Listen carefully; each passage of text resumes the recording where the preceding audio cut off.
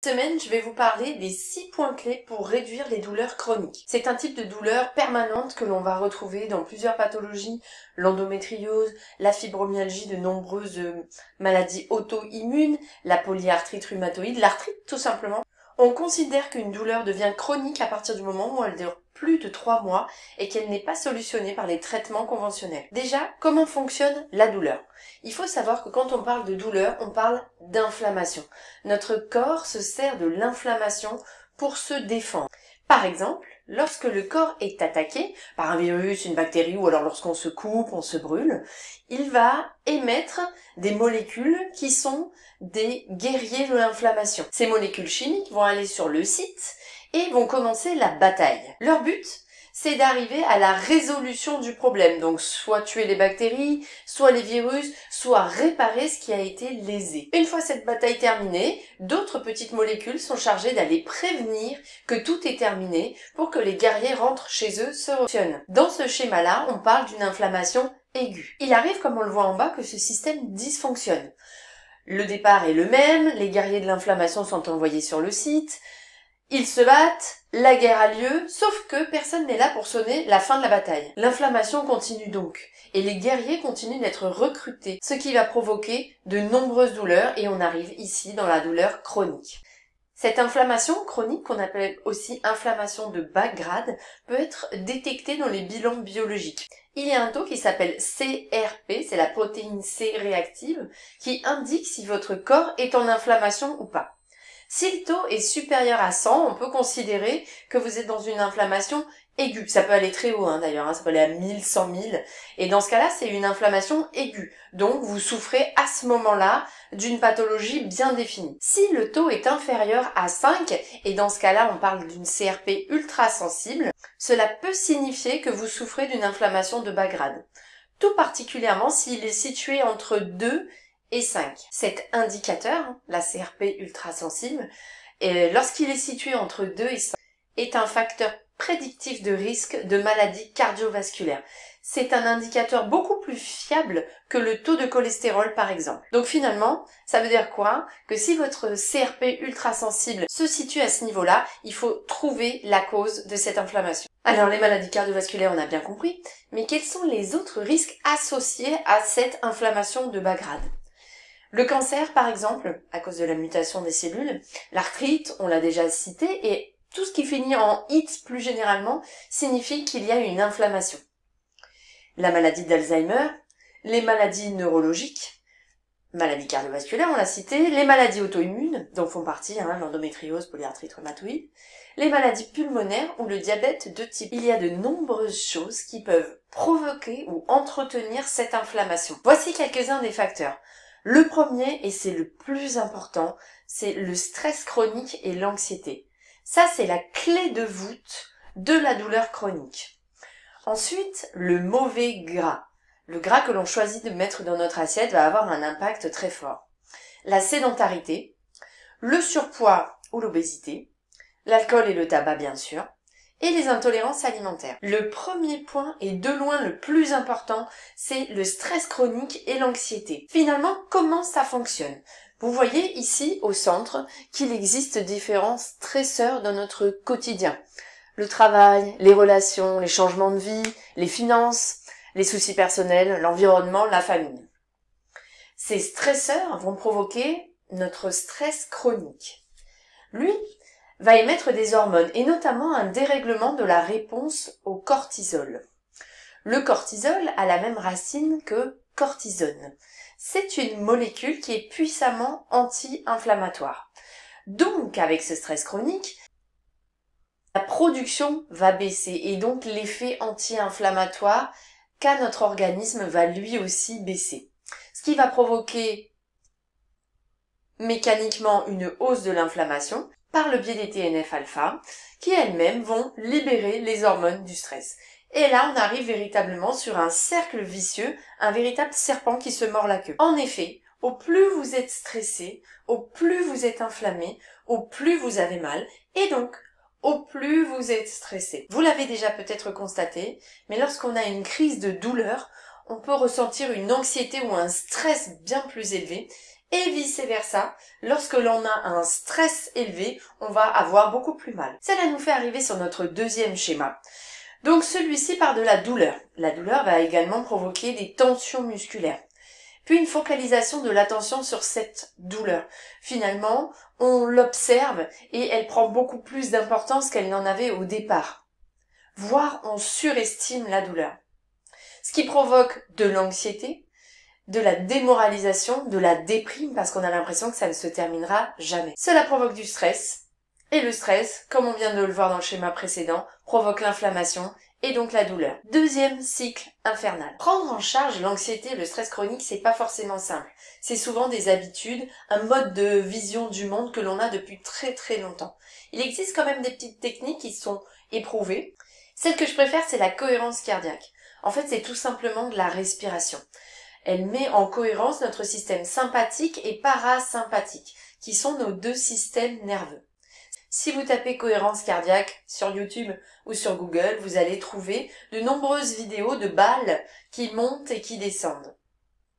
L'idée, c'est de respirer en même temps que la balle. Inspirer quand elle monte et expirer quand elle descend. Malgré sa simplicité, cette technique a été très longuement étudiée et elle montre des résultats probants, notamment sur les marqueurs de l'inflammation. On peut même voir les résultats en sanguin sur la fameuse CRP ultrasensible. Après un mois de pratique de cette technique au quotidien, on voit diminuer cette CRP. La vraie méthode, celle qui a été étudiée scientifiquement, c'est de pratiquer cette cohérence cardiaque 3 fois par jour. Ça dure 5 minutes, donc 3 fois 5 minutes par jour. Il existe une multitude d'autres techniques, la sophrologie, le yoga, la méditation, qui sont aussi à associer à votre quotidien. Deuxième point capital, le gras. Le gras que nous mettons dans notre assiette. Il faut savoir que nos milliards de cellules sont entourées d'un film gras, un film lipidique, qui est fait du gras que nous mangeons. Si nous mangeons du gras qui est pro-inflammatoire, nos cellules vont réagir en créant la douleur. Alors qu'à l'inverse, si nous mangeons du gras qui est anti-inflammatoire, nos cellules vont résoudre la douleur.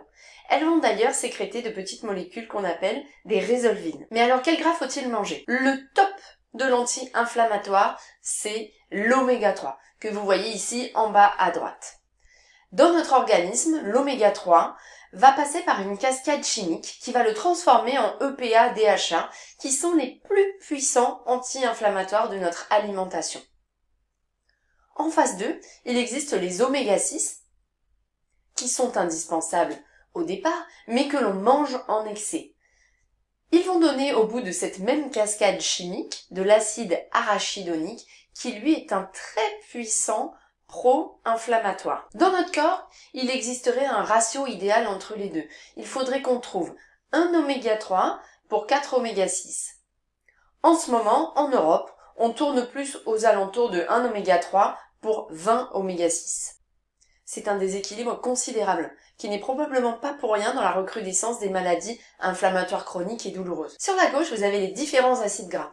Tout à gauche, les gras saturés, donc ça ce sont principalement les graisses animales, donc les produits laitiers par exemple, le fromage, les crèmes fraîches, les charcuteries grasses, les viandes grasses. Elles font partie, ces graisses-là, de la catégorie des inflammatoires. Sur la droite, vous avez les gras trans, transformés. Ce sont ce qu'on appelle aussi les graisses hydrogénées. Ça, ce sont des matières grasses industrielles. En fait, elles ont été chauffées excessivement. C'est le cas de certaines margarines bas de gamme, celles qu'on va trouver en bas des rayons. Là aussi, on est sur des acides gras très inflammatoires. Au milieu, il y a les gras insaturés, qui se divisent en deux catégories, polyinsaturés et monoinsaturés. Sur la droite, donc, on les appelle aussi les monoinsaturés, les oméga 9. Donc là, on va retrouver en chef de file l'huile d'olive, par exemple, mais aussi les olives, les avocats, les amandes. Ce sont de super graisses du système cardiovasculaire. Mais ce n'est pas suffisant lorsque l'on parle d'inflammation. Pour ça, il faut manger ce qu'il y a sur votre gauche, les polyinsaturés oméga 3, mais vous l'avez bien compris, et surtout éviter l'excès d'oméga 6. Ces fabuleux oméga 3, on les trouve où alors? On les trouve sous deux formes. La forme végétale de l'oméga 3 que l'on appelle ALA, acide alpha-linolénique, que vous allez trouver dans le colza, la cameline, les noix, le sésame, les germes de blé, le lin, le cresson. Ces oméga 3 végétaux sont très intéressants pour votre santé, mais ils ne peuvent pas être suffisants, parce que votre corps a besoin de les transformer avant de pouvoir les utiliser. La transformation, ça n'est que 2%. Il faudrait donc en manger des quantités hallucinantes pour arriver à couvrir nos besoins. Pour être plus efficace, il faut manger la version directement utilisable comme antidouleur, la version EPA-DHA. Cette version, vous allez la trouver dans les produits animaux, et notamment dans les poissons gras. Les poissons gras, on parle du saumon, du thon, des sardines, des maquereaux, des harengs, de la truite éventuellement. Avec un petit bémol sur les gros poissons. Les poissons prédateurs, comme le thon par exemple, sont des poissons qui sont, hélas, et par notre faute, extrêmement pollués. Vous allez retrouver à l'intérieur des microplastiques, lorsqu'ils sont pêchés en haute mer, mais aussi des métaux lourds, comme le mercure. Faut donc y aller avec parcimonie en ce qui concerne ces gros poissons. On dit que raisonnablement on peut manger du thon une fois par quinzaine, du saumon une fois par semaine, et mettre le paquet du coup sur les tout petits qui sont en bas de chaîne, maquereaux, sardines, harengs, anchois. Une autre source intéressante est la démarche Bleu Blanc Cœur, qui est une démarche française. Ce sont des éleveurs qui, depuis une vingtaine d'années, ont décidé de redonner une alimentation ancestrale à leurs bêtes, c'est-à-dire leur donner du grain et de l'herbe. Ce qui fait qu'en bout de chaîne, ces bêtes contiennent 3 fois plus d'oméga 3 en moyenne. Les œufs de la démarche Bleu Blanc Cœur sont particulièrement intéressants, puisque la poule s'est nourrie de graines de lin qu'elle a transformées pour vous en EPA-DHA. Notre troisième point, c'est la sédentarité. Qu'est-ce que c'est être sédentaire? C'est rester assis plus de 7h30 par jour. Et finalement, on y est très vite avec nos modes de vie actuels. Si on travaille dans un bureau, le temps qu'on passe aussi devant nos écrans, on arrive très très vite à ce nombre d'heures hallucinant assis. Et que dans l'histoire de l'évolution, ça fait très peu de temps qu'on en est là. Cette inactivité, cette sédentarité va bien sûr occasionner nombreux soucis. Le premier d'entre eux, c'est la prise de poids, et notamment la prise de masse grasse. Au plus on est en surpoids finalement, et au plus on perd le goût de l'effort parce que c'est difficile. Ce qui va provoquer un manque d'entraînement, la désadaptation cardio-respiratoire, ça veut dire un essoufflement prononcé. Et au final, un ressenti douloureux de l'effort, ce qui arrive sur notre sujet du jour. Donc finalement, au plus on est sédentaire, au moins on bouge, et au plus on a mal. C'est là aussi quelque chose qui s'auto-entretient. Faut savoir qu'en pratiquant 30 minutes d'une activité douce tous les jours, on réduit de 30% son risque d'avoir une maladie cardiovasculaire. Ça peut être tout simplement de la marche, aller faire un petit tour autour de chez soi, mais aussi penser à se lever lorsque on est au travail par exemple, toutes les heures ou heures et demie, se contraindre à aller faire un petit tour, à s'étirer, ou avoir des petites habitudes d'effort, se garer loin sur les parkings, privilégier les escaliers plutôt que l'ascenseur, jardiner si on en a la chance, et, dans l'idéal, pratiquer une activité sportive qui vous fait plaisir et qui vous épanouit. Le quatrième point, qui est lié à celui d'avant, c'est le surpoids. En France, en Europe plus largement, 50% de la population adulte est en surpoids. Qu'est-ce qui se passe dans notre organisme lorsque nous prenons du poids? Ici tout à gauche, vous avez des adipocytes. Ce sont des cellules graisseuses. Lorsque l'on prend du poids, elles vont gonfler, jusqu'à arriver finalement à leur maximum. Ensuite, elles vont se multiplier. Puis, de nouveau, gonfler, puis se multiplier. Lorsque notre masse grasse en est là, elle devient un véritable organe. C'est-à-dire qu'elle communique avec le reste de notre organisme, par le biais de différentes hormones, l'adiponectine, la leptine, l'interleukine 6 ou le TNF-alpha. Certaines d'entre elles sont des molécules inflammatoires. Finalement, notre masse grasse va envoyer des guerriers de l'inflammation à travers l'organisme. Donc, au plus on a de masse grasse, au plus on a de douleur et d'inflammation. Faire baisser son pourcentage de masse grasse, maigrir, ça n'est pas toujours simple. Pour vous y aider, je donne des petits tips dans une vidéo que j'ai tournée précédemment, je vous mets le lien ici. Cinquième point, les intolérances alimentaires. C'est pas forcément un point qu'on aborde très souvent, mais il faut savoir que dans la douleur chronique, l'intestin est très souvent impliqué. Notre intestin est fait de jonctions serrées. Ce sont des cellules qui sont liées entre elles. Il se peut qu'à cause de facteurs environnementaux, par exemple, ces jonctions se desserrent. Elles vont alors laisser passer à travers notre intestin des petites particules. Ça peut être des particules bactériennes, des virus, mais aussi des particules alimentaires. Ce qui va provoquer des intolérances alimentaires. Cet intestin qui est devenu perméable, on appelle ça l'hyperperméabilité intestinale ou leaky gut syndrome en anglais, va provoquer de nombreux symptômes à distance. Vous voyez que ce qui provoque cette hyperperméabilité, c'est le stress.